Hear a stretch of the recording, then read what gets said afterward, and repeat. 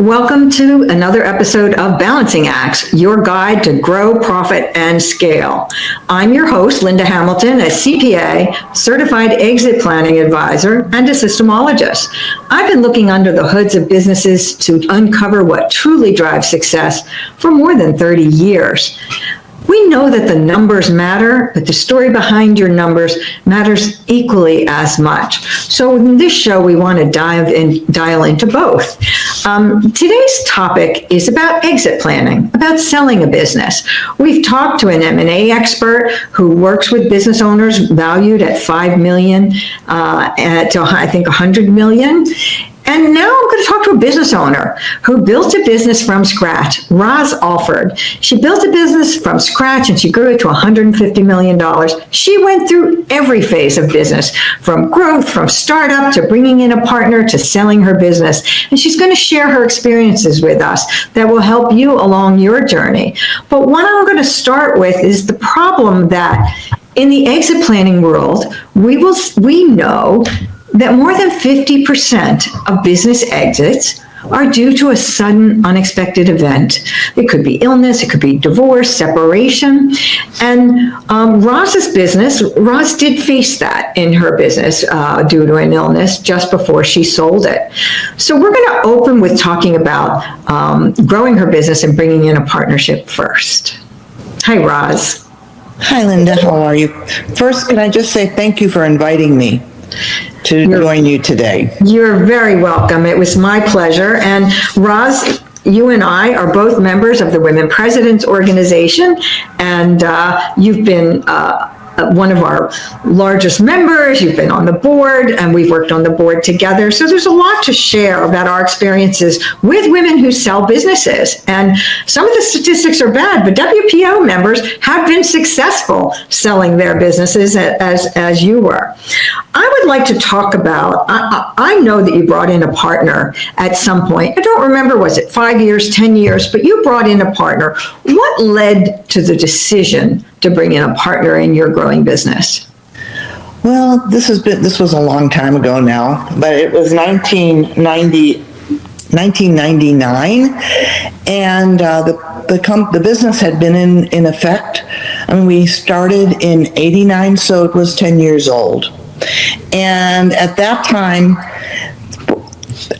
IT companies and staffing companies were totally different than they are today. There weren't very many, number one.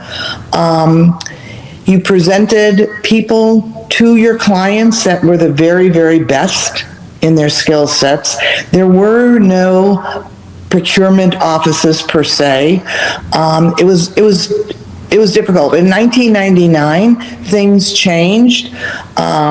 Procurement played a big part in it, and now you had to kind of bid for the ability to work with a particular client. And I will tell you that most of my clients were Fortune 50s. And so it was a whole new arena. I am more of an operations person. I'm not really a good salesperson.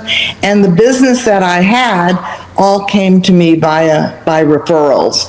I had started out at Kraft Foods in Chicago and had helped build an IT data processing department at that time.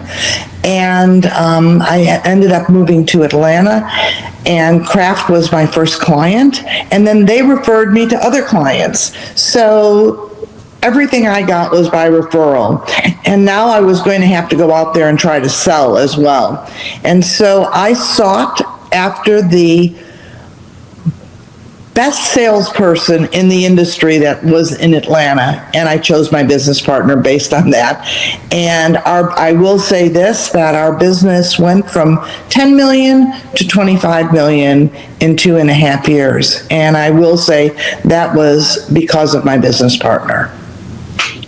And growth after that was very rapid, because we ended up in 2016, in 2015, we were right at about 110 million with 800 employees. And so, which is an amazing growth. You know, there are very few, only, I think it's 2% of women-owned businesses break seven figures. And only 9% of all businesses, whether they're male-owned or female-owned, break seven figures, and you grew to 150 million. And I'm sure the business looked very different then. But a couple of things you were talking about on bringing in a partner because you were not a salesperson. So many of our listeners are entrepreneurs and small business owners. You go into it because we often, we have a passion for something, but we often have a skill set too, right? There's something we do that we bring to the market and create a business around. But to grow, you can't wear every hat, right? You can't have all skills. So was it difficult to recognize that you needed that skill set when the business model changed, right? As a result of your corporate clients making you go through a procurement process? Yeah, I mean, it was difficult because I knew that I was good at maintaining clients. I knew that I could handle all the functions operationally. And at 10 million, we were still small. At that point in time, I'm going to say we probably only had 15 internal people. And so I knew that I could not do it. Something was going to falter. And I went out to seek the number one person in the industry that I could find and developed a partnership with her. So that's how we began. And, at that time, she was like 15 years younger than me, I'm going to say. And back in 1999, she was making for a company she was working, and her salary was $350,000. Now that, in 1999, that was a lot of money. And so I knew her from having worked competitively with her. So I knew she would be good, and I made her an offer that she couldn't refuse. I gave her 50%. With no money in. We're going to talk a lot about that in a couple of our segments, that you gave 50%. And I will say, sales salaries then, and maybe even now, sales salaries tend to be pretty high if you're a high-performing salesperson. Yeah. And so I think any small business that wants to grow, sometimes that's the struggle, bringing in a salesperson. If you can't afford to pay them that kind of salary for compay, you're going to have to find other ways and other perks to bring that help in, because you can't grow necessarily if you can't bring in clients, right? You have to be able to sell. Would you say, when you were thinking about the offer of bringing in this salesperson, did you consider making her an employee first? Yes. And I wanted her to be, I wanted a business partner. You wanted a partner. You really wanted a partner. So that kind of spreads out the responsibilities, right? So that you don't feel you're carrying it on. And a partnership is wonderful. They're very difficult to maintain partnerships as you grow, because people grow in different directions. Did you formalize your shareholder agreement when you thought about 50-50, which as a CPA, I probably would have told you don't do 50-50. I would have left you at 50%, at 51 and her at 49, because 50-50, you can have stalemates, right? Did you, right from the beginning, have a shareholders agreement? Or we did. Okay, and what would you consider putting into that agreement? Well, we put in, we put in at the time what we thought the value of the company was. We put in a buy-sell agreement as well within that agreement. We each had 50% shares. We talked about competition, about if we were to leave, competitively, would there be a restriction of where we worked or what we did? So we did all of those things, I think, right. But, I don't know where you're going to go with this. Well, you might want to say, what didn't go right? What didn't go right is that, when you enter into agreement, I didn't have anything that really said in that agreement if she did anything that would harm the business in any way. And I'm not saying, and it had nothing to do with stealing. It had nothing to do with stealing, but in other things that could harm the business. Right. I didn't have in there that when you're representing the business, you're also, not only are you an owner, but you're an employee of the business as well. That wasn't spelled out enough, I don't think. So let me ask you something. You're talking, some of those things you talked about, buy, sell, some of our audience won't know what that is, or shareholders agreements. Did you have legal advisors? Did you have advisors to help you even negotiate some of the clauses that you wanted to put into how you're going to work together over time? No, I'm going to say no. Now, I will say we went to top attorneys in Atlanta but there was really they drew up what they thought would be correct. We were blind to the fact of what should be in a contract. They formed new articles of incorporation, then we had the contract, but that was pretty much it. It didn't say, it was just a standard contract, basically. And did you have a single lawyer representing all you and the company, or did you each have your own attorney? No, we had a single attorney. So I would say, in how I've worked with businesses over the years, one, it's good to have both your CPA and your attorney on the phone.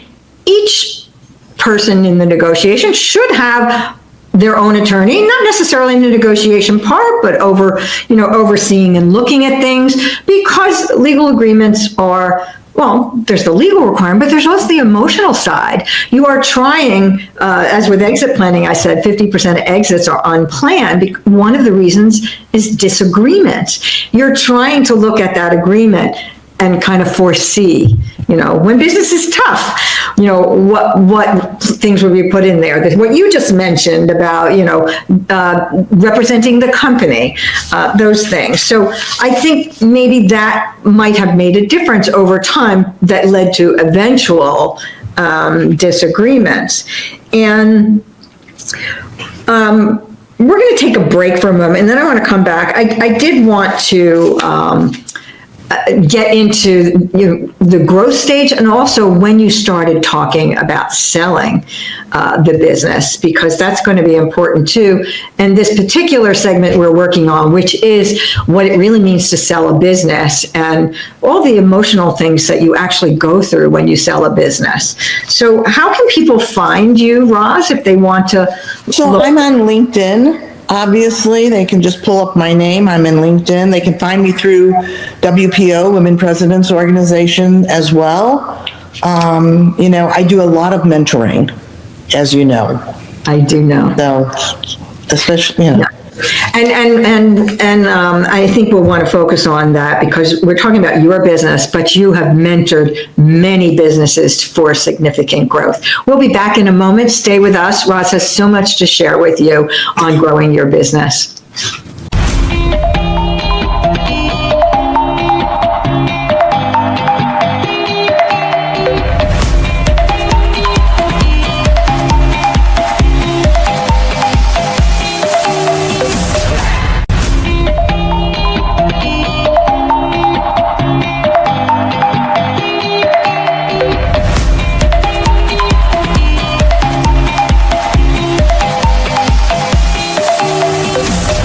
Welcome back to Balancing Acts. I'm your host, Linda Hamilton, CPA, Certified Exit Planning Advisor and Systemologist. We're talking with Roz Alford, who is a mentor, a business coach to many growing businesses, and she also built a business from startup to $150 million and 800 employees, selling that business to her business partner.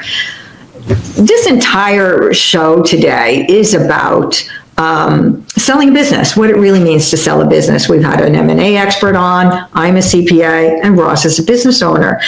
But it's very different when you sell to an outside buyer than when you sell to your business partner or to employees. And Roz was also facing a health challenge at the time she was selling her business and negotiating with her partner. So we want to talk about that, because it's not uncommon to find that situation happen, either selling and or with personal challenges. So Roz, let's talk about some of those hidden difficulties of negotiating with your partner then. How did your illness shift your thinking about the business itself? And did you want to continue working? What was going on and happening at that time? Because not everyone exits when they're... No, and I got to go back a little bit, if you don't mind. Of course. Because when you're involved in a partnership, I think it's important that you know everything about that person. You have to share the same values. The problem that we had was we were on opposite sides of the spectrum. And it was, after we got to 25 million, which was with about 2 years, a little over 2 years, we already had offers at the time for like $18 million, and we both just said, we're not selling. We're growing, we're not going to sell. And again, probably at that time I was thinking about it, but my business partner was not. And as time went on and our values really changed the way we looked at the business and what have you, I knew that I wanted to sell. And it works one way if you want to sell, but if your business partner does not want to sell, it makes it very, very difficult, especially if you're 50% partners. And I will tell you, I tried everything. We did evaluation. I had EY do evaluation of the company.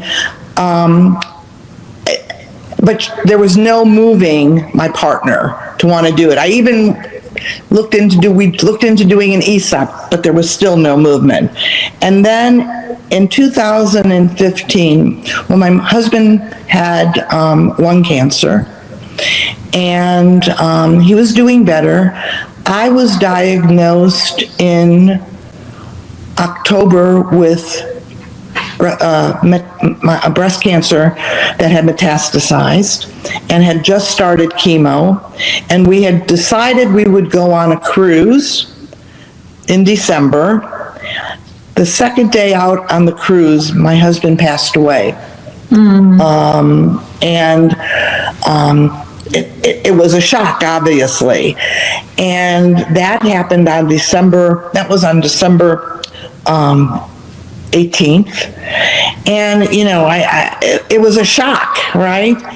And being diagnosed with cancer, my doctor had kept telling me all the stress I was going through, that cancer feeds on stress, and that if I didn't do something about cutting back, especially while I was on chemo, that she would no longer be my doctor. I mean, it was, and at that time, I was going to MD Anderson, so it was an awakening. So I took like 10 days off or 2 weeks off, and I came back to the office on January the 3rd, and I made the decision, listen, just buy me out. The only thing I ask is, I want a cash offer, I want no debt, and I will not stay in the business, but I need you to buy me out as soon as possible. And that's how we began. I mean, I didn't even know a price. I'm going to be very honest. I probably would have taken anything. I did go to I sat down with my financial advisor, and I said, listen, here's what's happening. This is what I'm going to do. And then they came up with a cash price. And of course she actually presented to me first, and I came back with a little bit different offer, a little bit bigger offer, but as it turned out, when I sat down with my advisor, it turned out for me, by getting the cash up front, I did okay. And I had no debt. We had a line of credit. We owned our building, so there was a mortgage on the building. That was taken over. And so I was out, and I sold within 3 months on tax day, April 15th of 2016, I was out of the business. So I can tell the emotional pain of the entire experience, okay? And that is what happens. There's so many of those stories across the country of, something, the sudden event happening, whether it's illness, your husband dying, and having to go through that while you're ill and negotiating. So the emotions complicated the sale, and one, your own desire to get out.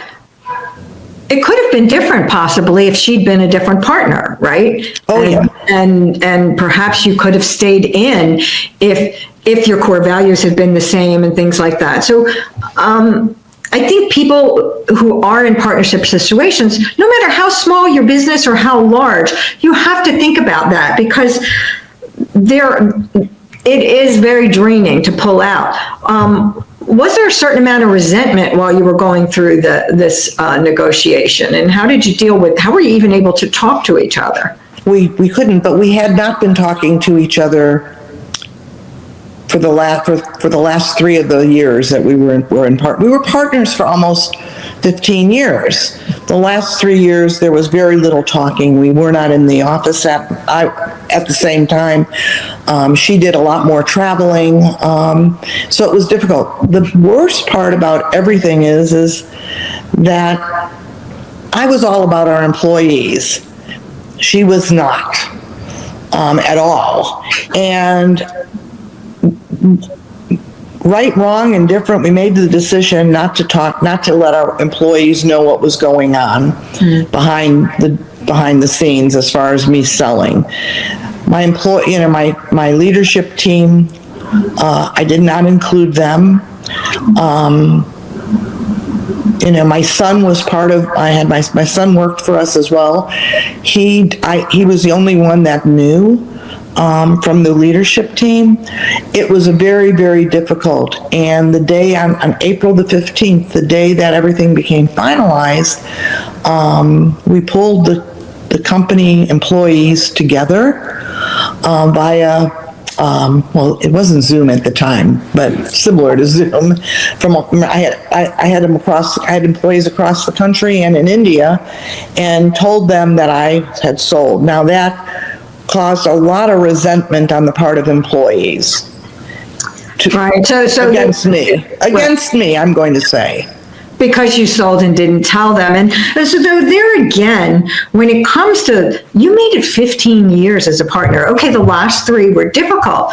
Many partnerships fail, which is one of the reasons advisors, CPAs and lawyers try to get you to, kind of visualize things that can go wrong. People grow apart, right? They grow in different directions, and mergers go in different ways. So it's important to understand what you want in a partner beyond their ability to sell, right? The core values, how they feel about the employees. So if you could advise others, what would you have?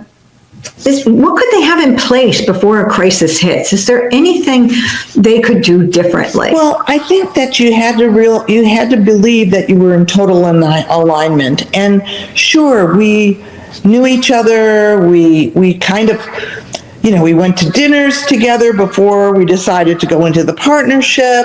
But you don't really know a person's values. I should have done more homework.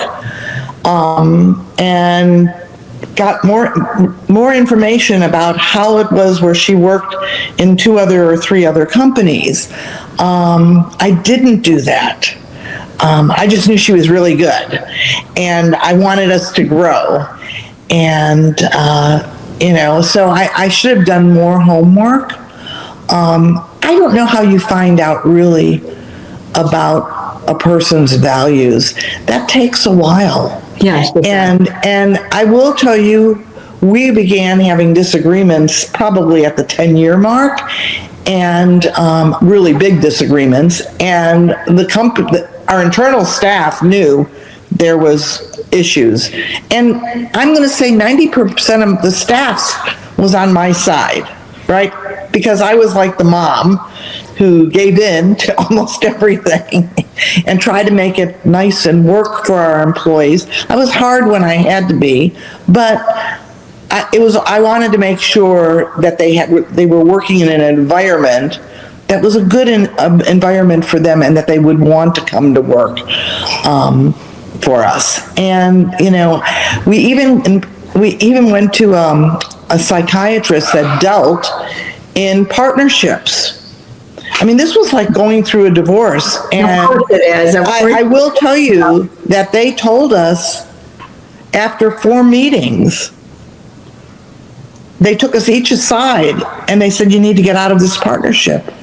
I'm going to stop you there for a minute. This is a cautionary tale for some of our owners. Yet you also, there's always, both sides. There's the positive. You grew that business together to $150 million. Yep. So what we're trying to show is both the pros and the cons of this and how to be careful. Stay with us. We're going to talk some more. Roz, thank you for sharing your experience. I know it's a painful experience. We'll be right back.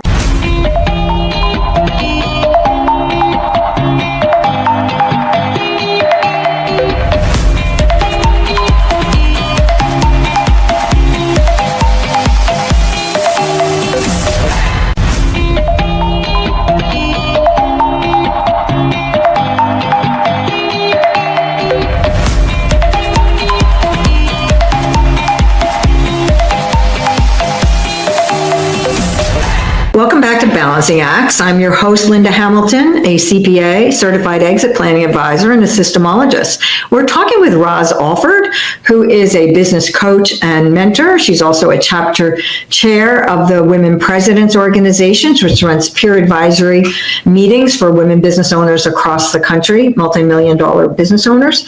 And we're talking about Roz's business per se, how she built her startup to $150 million and 800 employees, and also how she has coached others to grow. Right now, I want to talk about leadership team. How did she actually grow that business into an asset that she could actually sell? Roz, you mentioned while we were on the break that the business could run without you. Many businesses can't. Most, across, even in, among some of our colleagues in the Women Presidents Organization, the business owner is very controlling and does everything. You brought in a partner, but what else did you do when you were the operations person to make sure that this business was resilient and could operate at its peak without you in the weeds on things? Yeah, I think that, I knew how, from having been in the corporate world first, I knew how things had to run. I knew that it couldn't just be a mom and pop organization as we grew. Now, as we grew, what takes you, and you hear this from everybody, what takes you to 5 doesn't get you to 10 million, doesn't get you to 25 or 50 or 100, and there have to be changes. So there were people that were in my organization that my controller was with me for the whole time I was there. She was a controller, and I knew I needed somebody that would be great in accounting. I knew I had a HR background as well. I needed strong HR people eventually, and I ended up then also we grew, obviously, we brought in a CFO, we brought in a lawyer as well, and I had my business partner always led sales. So we didn't really have a leader in sales other than her. So, and there was lots of always turnover on that end because that group was just run, they were like a separate part of the organization. The rest of the business ran very, very smoothly. And, listen, did I have to make changes? Absolutely. And some people didn't like the changes as we grew. Some of the people that were on my leadership team chose after 10 years or 15 years that this wasn't going to work for them. They wanted the mom and pop organization. They didn't like the growth. And as you get bigger, there's a lot of strategies that have to be going in place. And when I looked at hiring, I always wanted to hire people that knew more than me. and advised me. I didn't want to be the one that was in control of everybody else, because then there would be no growth, because I didn't know how to go to 100 million. I needed a little bit of help on that. And I think that's where a lot of companies fail. And I will say that's the one area the one thing about the business that kept the stability there and with our clients is that operationally we were intact. We ran really, really well. So, and we provided people that were as good as, we were a small company at that time, but we were providing people that were as good as Accenture and Deloitte and, EY, and actually won jobs that they should have been winning, based on our track record, on the people that we brought in to run projects for those companies. So that's something that I think is where a lot of companies fail. And when you're talking about valuation, if you're having a proper valuation, they're going to talk to your entire leadership team. And what they want to know is, can that business run without you? Because if there's a sale and you're no longer there and everybody depends on you, the company isn't going to get sold for very much money. Exactly. Let's go back to leadership again for a moment. You were in business a long time, and you're right. You reached all those stages: the 1 million, 3 million, 5 million, 10 million. Right? Everything required change. So hiring people in the beginning, they might be part of leadership, even if you're making all the decisions. When did you actually start to bring in those people? Was that before you had a partner? Or after? The controller, and I had a person that was in HR. I brought her recruiting, right? I brought that in. That was all there prior. Was that in your first 5 years? I think what I'm going to tell you, my first 10 years, basically, I had like an accounting department with probably 4 or 5 people in it. I had somebody that had to work on contracts. I sponsored a lot of people that were on green card that at the time were, needed to be sponsored. So I needed some legal, but I contracted that out. But then as I grew, this is what everybody gets like and says, when I'm talking about how we grew and, we had a CFO, we didn't bring a CFO into play until we were probably at about $40 million. Prior to that, our controller was fine. What's unusual that and I want to give you a lot of credit for seeing this, is many business owners I talk to that are smaller and they're growing in their first years, they don't bring in the accounting team or the financial help, right? They often do, one person does the bookkeeping, it's like a second thought. You clearly thought about that up front. We should actually, for our audience, tell them, the difference between the controller and a CFO, which is really a very different role. And a controller is different than a bookkeeper. I don't know, how much financial help did you have on the inside as opposed to outsourcing to a CPA that you only talk to once a year? Well, we didn't talk to a CPA once a year. So I had our CPA involved quarterly. And I had a good relationship that if there were issues or anything that we didn't know, my controller, she was with me from 2 years after I started the company. She was a controller, but at that point, all I really needed was a bookkeeper when I started. But she was willing to go into that role. But then, she grew. So there's a difference between somebody logging in and into a general ledger and, having accounts receivable and accounts payable. A controller was able to really, pull information and on reports and, where were we doing things, what things were we doing that was correct and what things where was money going that it shouldn't go? But it was still very, very easy. When we got to 40 million, my controller could only do so much. She couldn't figure out, what do I want to say the word is? She couldn't think ahead and say, okay, this is what we're going to need for the end of the year. This is what we're going to have to do. Right. Linda, you help. What do you call it? It's forecasting. Right. She couldn't forecast properly. So she Right. did a little bit of it, but we knew we needed a lot more. And we went through almost 3 CFOs from 40, to over 100 million. So, because not all CFOs work out either. Right. So it's recognizing that you had to be on top. I often say, the numbers matter and the story behind the numbers matter. You need both.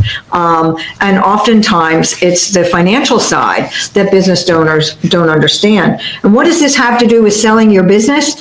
You're building something that you want to be an asset, and you want to be prepared for growth, for changes, for, adversity in the market. And you did all of that through all those stages of growth. What would you leave as the last, some advice for the entrepreneurs in our audience who are listening to us, who are thinking either about building that leadership team that they don't have, maybe that they barely started yet? Well, I think that you have to know when and where, when and how, who do you bring in and when. And generally, it develops, your clients almost are the people that are going to tell you when you have that, when the need is there for additional growth. I mean, I knew that as we got into contracts, I'm going to use that, there was no way that my HR person could handle contracts with companies like an AT&T, a UPS, a Bank of America. There was no way. It was too complicated. I had to bring in legal. And, I interviewed lots of people. And I will say, what I would tell everybody is that you should be looking at your business every year and think about, is this the year that I might sell? And how do you prepare? Because you need everything. Your contracts have to be in place. Your financials, definitely. It can't be, I always tell this to everybody, you can't look at your financials once a quarter and think everything is okay. You need to be looking at your financials all the time and know exactly where you are and know the dollar amounts of where you are at any point in time. Most entrepreneurs don't do that, and I'm going to tell you that at the beginning, I didn't do it either. So I was not organized those first 5 years of business. I was just wanting to get the business started and took anything I could, any piece of business I could get. That's what we did.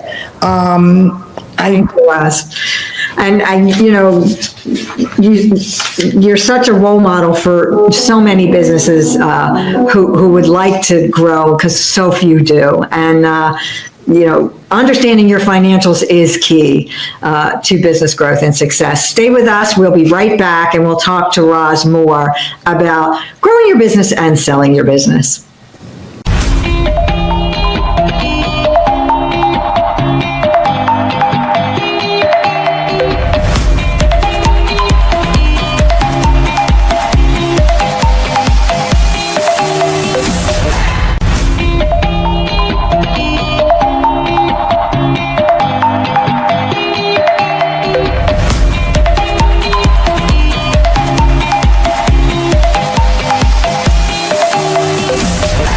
Welcome back to Balancing Acts. I'm your host, Linda Hamilton, a CPA, certified exit planning advisor, and a systemologist. We're talking with Roz Alford, in this segment about both growing a business, a very successful business, and selling that business. And I want to shift gears a little bit this time to talk about preparing for sale. If you're starting to think about selling a business, or even if you start to think about it from the very first day you formed, there is a great book out there, Built to Sell. It is about a business who started day one thinking about how they would grow it to be able to sell it. It is about readiness and preparation. Roz, let's talk about, you mentioned earlier that while you sold your business because you went through an illness, and so you really wanted to exit immediately. You didn't want to think about anything else, but you did think about selling before that, especially, I don't know if it was, at 50 million or 75 million, where you started to think about that. What would you say is different there? Well, I'm going to say that I never thought I wanted to sell the business. When I first started the business, I thought this would be, my son would, I have a son, and I thought this would be a legacy, and, the business would be my legacy, right? Well, I think the first time I ever thought about selling was when I went to secure a line of credit. And I gave the bank, we had all our financials were in order and everything, but he said, so what do you really think the value of your business is? I said, I remember sitting there saying, I don't know. I said, well, we're doing $25 million worth of business. I guess my business is at 25 million or whatever. And then he started to talk about multiples and things like that, which I had no idea what it was. So I had to go back and do some research. And one of the advice that the advice that he gave me is, he said, this is a time when this was just when I took on a business partner. And he said, this is a good time. You need a baseline. You need to know where you stand today and the value of your business, and do a valuation. So I interviewed three people, and he was a local person, but I made sure that they dealt in the same industry or had experience in my industry, and got our first valuation. And then after that, I think we used him again at another 3 or 5 years after that. And then through WPO, I met people from, at that time it was Ernst & Young, which is now EY, and they suggested that, your business is now grown. You are at, I think at that point we were like at 60 or 70 million dollars, and they said, you need to have a good valuation done. And that's how we chose EY. And they did it. They did it for us. They did it again when we reached 100 million, and that was a whole different process. And I can't even begin to tell you. They spent 6 weeks going and working in our office, going through every contract, going through our financials month by month for 5 years, and they really worked with my leadership team. They wanted to know, can this company really run without the two owners, right? Two partners. And then they came up with a price. So, that is, I think the essence of, you're growing an asset, and that's such a clear picture that you just painted. I want to just think back a moment again to when you started this business, even though you thought it would be a legacy business. You joined the Women Presidents Organization. I am also a member.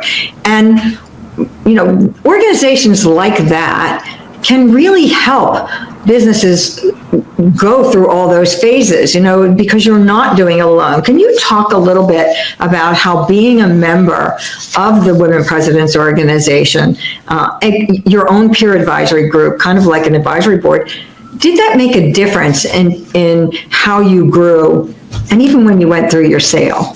Oh yeah, I'm going to, and I have said this many, many times, without WPO, Women Presidents Organization, our growth would not have been there. And all the issues that I had, partnership issues, if it wasn't for WPO, at least being my sounding board.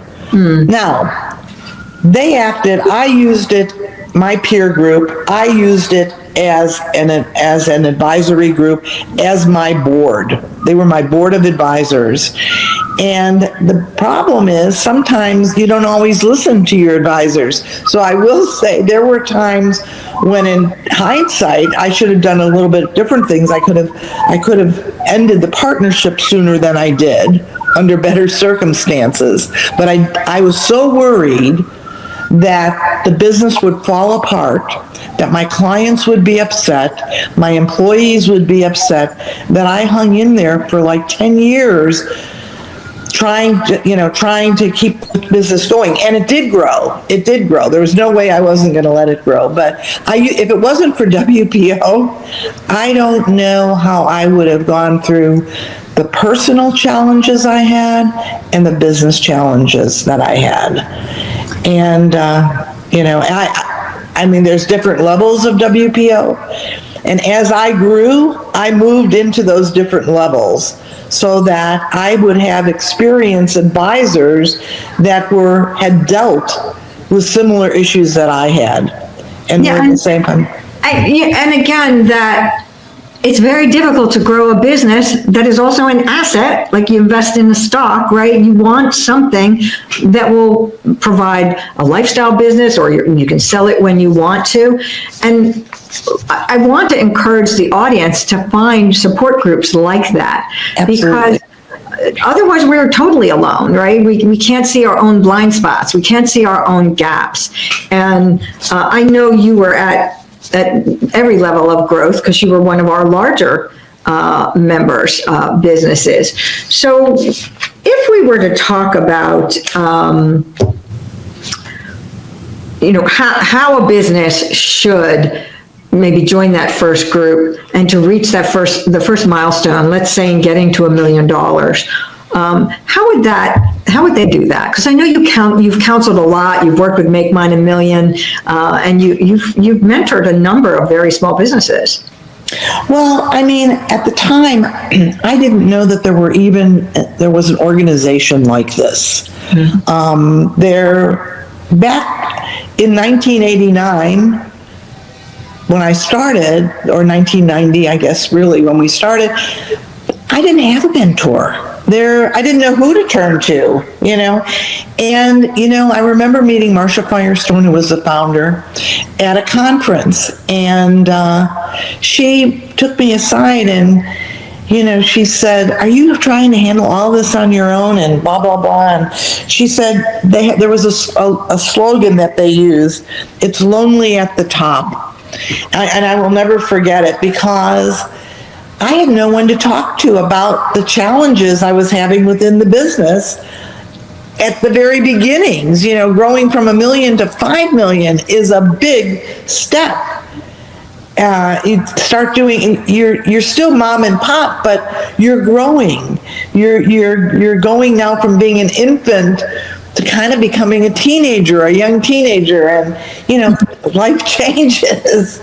And I didn't even know organizations existed. There are organizations out there today that are there for businesses that are not even at $1 million yet, that are growing they're just started, they're a startup, they may be at 100,000, 250, and they need as much support as the person at $100 million. And you can't do it on your own. I don't know how we managed, but we did.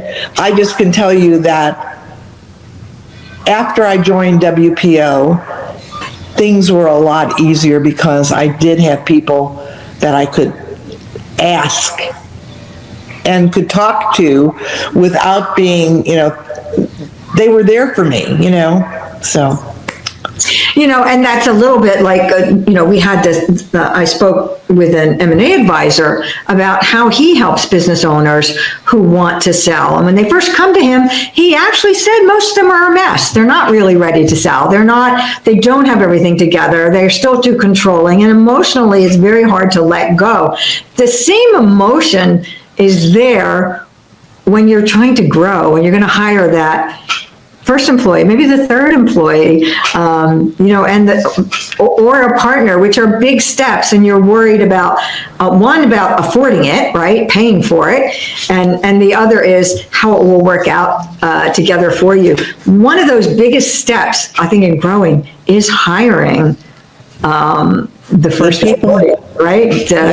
Good people and any people, and not being stuck in the weeds. So what would you recommend? Again, let's think about our smaller businesses. This has been a great conversation on building an asset, but many are going to say, I don't have anything close to $1 million yet. But there are businesses who are sold who only make $1 million, right? And you don't have to be at 100 million.